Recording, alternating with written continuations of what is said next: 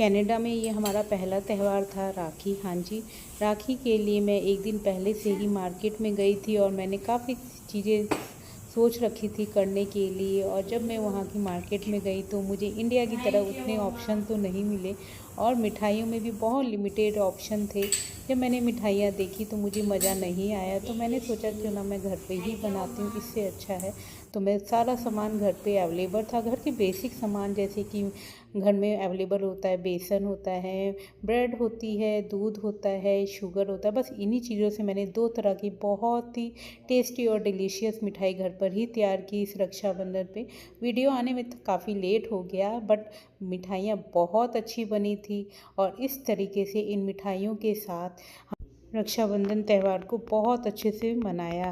तो इसके लिए सबसे पहले मैंने सोचा बेसन के लड्डू बनाती हूँ, क्योंकि घर में बेसन था और दूध भी रहता ही है, तो क्यों ना दूध को मैंने बाइंडिंग के लिए यूज़ किया। और इसका मैं मावा बनाने जा रही हूँ। तो 1 किलो मैंने दूध लिया था। नॉर्मली जो हम घर पे दूध पीने के लिए यूज़ करते हैं, चाय पानी के लिए करते हैं, उसी दूध की बात कर रही हूँ, वही दूध था।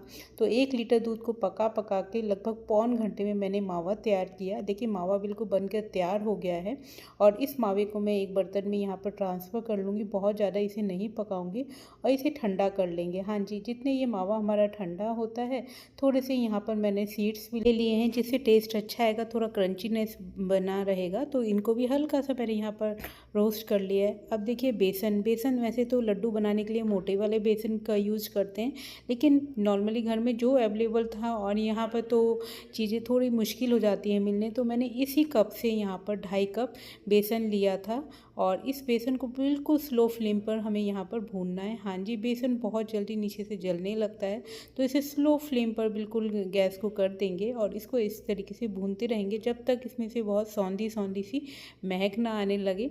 और इसको भूनते भूनते काफ़ी मुझे गर्मी भी लगने लगी थी और थोड़ी थकान भी लगने लगी थी, लेकिन क्या करें, बनाना है। और बहुत अच्छी मिठाइयाँ बनी थी, इवन मुझे मज़ा ही आ गया था जब हमने भी टेस्ट किया। तो जैसी एक्सपेक्टेशन थी उससे काफ़ी अच्छे बने थे लड्डू। तो देखिए इस तरीके से भूनते भूनते इसका बेसन का रंग बदल गया है। आप देखेंगे अब कलर कितना चेंज हो गया है, बिल्कुल हल्का सा ब्राउन कलर आने लगा है। तो इतना ही इसको भूनना है, बहुत ज़्यादा इसको भूनना नहीं है। तो देखिए इसको भी हम यहाँ पर निकाल लेंगे। तो ये निकाली मैंने प्लेट और अब इसमें भी हम बेसन को यहाँ पर शिफ्ट कर लेंगे, क्योंकि अब इससे ज़्यादा भूनेंगे तो बेसन का कलर बहुत ज़्यादा डार्क हो जाएगा और जो कि देखने में अच्छा नहीं लगेगा। और इंडक्शन गैस है तो इस पर जल्दी तुरंत ही शिफ्ट करना होता है, नहीं तो जो कुकिंग प्रोसेस जो कंटिन्यू चलता रहता है। तो देखिए इस तरीके से बेसन को बिल्कुल सुनहरा होने तक मैंने भूना, सौंधी सौंधी सी महक आने लगी और आप कलर देख सकते हैं, कलर चेंज हो चुका है। बस इतना ही हमें भूनना होता है और बेसन हमेशा बिल्कुल कोशिश करिएगा स्लो फ्लेम पर ही भूनें, इससे टेस्ट तो बढ़िया हो ही जाता है, साथ में ये बिल्कुल भी जलता नहीं और कलर भी बहुत बढ़िया बना रहता है। तो इसको भूनने में मुझे 15 से 20 मिनट तो आराम से लग गए थे, बिल्कुल स्लो फ्लेम पर, क्योंकि शुरू में लगता जैसे भून नहीं रहा, लेकिन धीरे धीरे गैस पे धीरे धीरे इसका कलर चेंज होता है और इस तरीके से फिर ये फाइनली कलर में आ जाता है।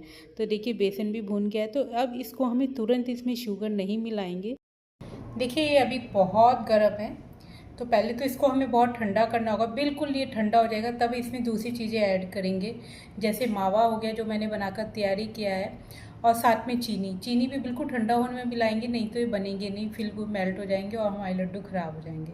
तो चलिए वेट करते हैं जब तक ये बहुत अच्छे से ठंडा नहीं हो जाता और हम भी थोड़ा रेस्ट कर लेते हैं। तो एक चाय पी के आती हूँ, तब तक ये ठंडा हो जाएगा और फिर आगे का काम शुरू करेंगे।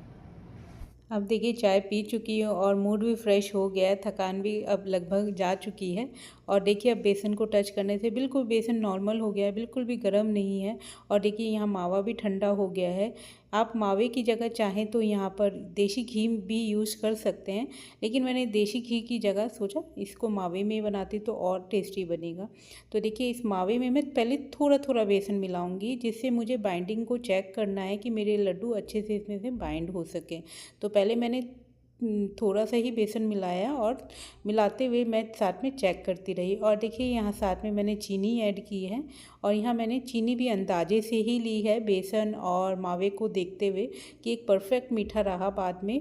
तो लगभग मैंने 2 कप चीनी ली थी और यहाँ पर 2.5 कप बेसन था और आपका बोलूँ तो लगभग यहाँ पर 350 से 400 ग्राम का मावा था। तो इन सारी चीज़ों को देखिए इसमें डाल देंगे। डोंगा थोड़ा सा छोटा पड़ गया तो फिर मैंने प्लेट में इसको डाला और डाल के इसको पहले सारी चीज़ों को बहुत अच्छे से ऐसे मिक्स करेंगे। और आप देख रहे होंगे ये थोड़ी सी अच्छी बाइंडिंग आ रही है, इसमें कोई दिक्कत नहीं। तो बाद में मुझे रियलाइज़ हुआ कि क्यों ना जो बचा हुआ बेसन है वो भी इसमें ऐड कर दूं और फिर भी ये आराम से बाइंडिंग आ जाएगी, कोई दिक्कत नहीं होगी। तो जो बचा हुआ बेसन था उसे पूरा मैंने यहाँ डाल दिया और डालकर फिर से हम सारी चीज़ों को अच्छे से मिक्स करेंगे जिससे सारा फ्लेवर एक दूसरे में अच्छे से पहुंच जाए। तो बस देखिए सारी चीज़ें ठंडी हैं तो कोई दिक्कत नहीं हुई और बहुत आराम से इसमें बाइंडिंग आने लगी। देखिए कुछ भी मिक्स नहीं किया है, ना मैंने देसी घी डाला है, ना दूध डाला है, ना मैंने पानी ऐड किया है। ऐसे ही बाइंडिंग बहुत अच्छी होने लगी। तो बस कुछ नहीं करना, सारी चीज़ें मिक्स अच्छे से हो चुकी है। और जब आप मिक्स करेंगे तो आप हाथ से बनाकर देखेंगे तो खुद ही आपको आइडिया लग जाएगा कि बाइंडिंग आ रही है। और लास्ट में देखिए जो सीड्स हमने यहाँ पर रोस्ट करके रखे थे उनको भी इसमें डाल देंगे। तो बस मैंने इन्हीं चीज़ों से बहुत अच्छे से सारी चीज़ों को मिक्स करके और इस तरीके से साइज आप जैसा चाहें वैसे लड्डुओं का दीजिए। मैंने नॉर्मली जो होता है बेसन के लड्डुओं का साइज़ वो ही दिया और मैंने यहाँ कोई कलर ऐड नहीं किया। हाँ जी, ये मैं ज़रूर बताना चाहूँगी। आप मार्केट से जो लेते हैं उसमें थोड़ा सा येलोइश कलर ऐड करते हैं तो उनके बिल्कुल येलो येलो रहते हैं, जो कि मैंने नहीं लिया और मैंने सिंपली प्योर बनाए हैं। तो इस तरीके से देखिए बाइंडिंग आपको देख के ही पता चला होगा कितने चिकने चिकने बहुत नरम लड्डू ये बन रहे हैं। इस तरीके से मैंने सारे लड्डू बनाए और मुझे ये साइज़ अच्छा लगता है लड्डुओं का, तो इसी साइज़ के मैंने सारे लड्डू बनाकर तैयार किए। तो मैंने एक ये लड्डुओं को तो बनाकर रखा ही था, साथ में मैंने ब्रेड के रसगुल्ले भी बनाए थे। हाँ जी, ज़्यादा जो चीज़ें यहाँ मिलती हैं उसी से बनाने की कोशिश की। तो ब्रेड के बहुत ही नरम और सॉफ्ट रसगुल्ले भी बनाकर तैयार किए। देखिए लड्डू तो इस तरीके से सारे बन ही गए, बच्चों ने काफ़ी इन्जॉय किया और मेरी फेस्टिवल की तैयारी भी अच्छी हो गई। और ये मेरा पहला फेस्टिवल था तो हमने काफ़ी इन्जॉय भी किया इस। और इसी दिन मैं सुबह के टाइम में मार्केट में गई थी। जब मैं मार्केट में गई तो राखी की कोई भी यहाँ पर ऐसा कुछ था ही नहीं, बिल्कुल नॉर्मल डे की तरह था। और जो मैंने मिठाइयाँ देखी वो मैंने एक हल्दीराम की मिठाई देखी टीन वाली, तो मेरा मन नहीं किया उन मिठाइयों को लेने का। मैंने कहा इससे अच्छी मिठाई तो मैं घर में बिल्कुल फ्रेश तरोताज़ा और अच्छी बना सकती हूँ, तो क्यों ना घर पे ही ट्राई करूँ। तो मुझे तुरंत ही मुझे लगा चलो घर चलते हैं और फिर आके मैं तुरंत लग गई और मेरा पूरा दिन 2 मिठाइयाँ बनाने में लगा, जिसमें मैंने लंच भी साथ में बनाया, बच्चों को स्कूल से भी लाई। और इस तरीके से मैंने देखिए ब्रेड के ये रसगुल्ले बनाए, बहुत स्पंजी सॉफ्ट बने थे। और साथ में मैंने ये यहाँ पर लंच की थाली ये बनाई थी जिसमें सॉफ्ट पूरियाँ हैं, छोले हैं, रायता है, खीर है। तो ये सारी ही चीज़ें हमने इस बार राखी पे बनाई। और कहने को है कि हम कनाडा में हैं बट हमने इंडिया की तरह यहाँ पे भी चीज़ों को कोशिश की पूरे तरीके से उसी तरीके से ऑर्गेनाइज करने की और उसी तरीके से यहाँ पर सेलिब्रेट करने की। कहीं भी रहें हम इंडियन हैं तो अपनी ज़रूर से मनाना चाहिए और अपनी जनरेशन को हमें आगे के लिए बताना भी चाहिए कि हमारे फेस्टिवल की क्या इम्पोर्टेंस है और इसको कैसे मनाया जाता है। तो स्पेशली मैंने बच्चों के लिए ये मिठाइयाँ बनाई जो कि बच्चों ने बहुत इंजॉय किया। और फेस्टिवल होता ही बच्चों के लिए है, बच्चे इसी बहाने बहुत सारी अलग अलग तरह की डिशेज़ इंजॉय करते हैं और उनको बहुत मज़ा भी आता है।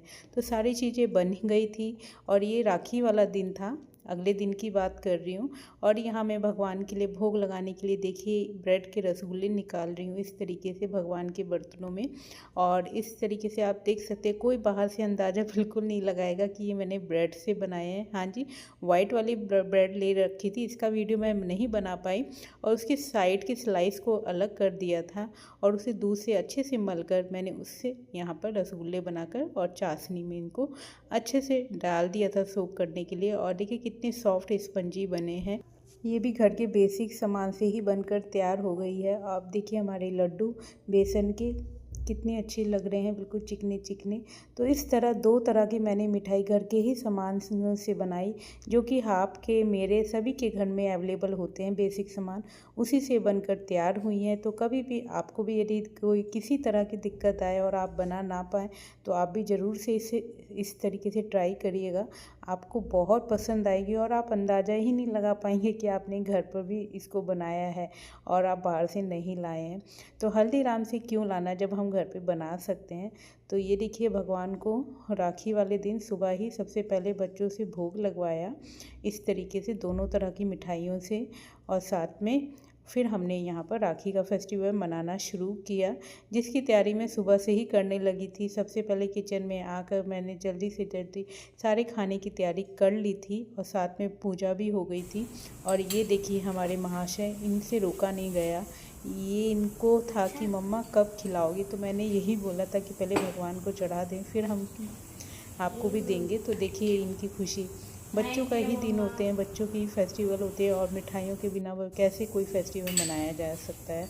तो इस तरह से मैंने 2 तरह की मिठाई बना के बच्चों को खूब इंजॉय कराया और बच्चों को भी काफ़ी मज़ा आया। तो इस तरीके से रक्षाबंधन हमने कनाडा में मनाया। और ये घर के पास ही एक पार्क है जिसमें हम लोग आए थे। और यहाँ पर देखिए, ये अमीशी अद्वैत को यहाँ पर राखी बांध रही है। और देखिए बच्चों को बिल्कुल इंडियन ट्रेडिशन तरीके से बिल्कुल उसी मैंने यहाँ पर ड्रेसअप किया है। और अब देखिए, अब बच्चे काफ़ी बड़े हो गए तो अब कुछ गाइड करना नहीं पड़ता, अपने से ही देखिए कितने अच्छे से राखी को टाई कर रही है। तो इस तरीके से हमने यहाँ पर सेलिब्रेट किया। जैसे कि मैंने बोला कि हमारा पहला फेस्टिवल था, लेकिन ऐसा लगा नहीं। सारी चीज़ें बहुत अच्छे से मैंने अरेंज कर दी थी, चाहे वो खाने पीने की हो, चाहे वो कपड़ों की हो और राखी की हो। इस तरीके से हमने काफ़ी इंजॉय किया रक्षाबंधन। और आप बताइएगा आपने कैसे रक्षाबंधन बनाया। और ये रहा मेरा गेटअप, मैं इस तरीके से यहाँ पर रेडी हुई थी। और ये सूट मैं मिंत्रा से लाई थी, बहुत ही बढ़िया लग रहा था ये सूट एक्चुअली, और इसे भी मैंने फर्स्ट टाइम पहना था। और यदि फ्रेंड्स आप चाहते हैं इस सूट को लेना तो ज़रूर से कमेंट्स बॉक्स में बताइएगा, मैं आपके साथ लिंक शेयर कर दूंगी और आप भी ले सकेंगे। तो फ्रेंड्स, इस तरह से मैंने बनाई यहाँ पर रक्षाबंधन। आपने कैसे बनाई इंडिया में, ज़रूर से कमेंट्स बॉक्स में बताइएगा। जल्दी मिलूँगी एक और नई वीडियो के साथ, तब तक टेक केयर, बाय बाय।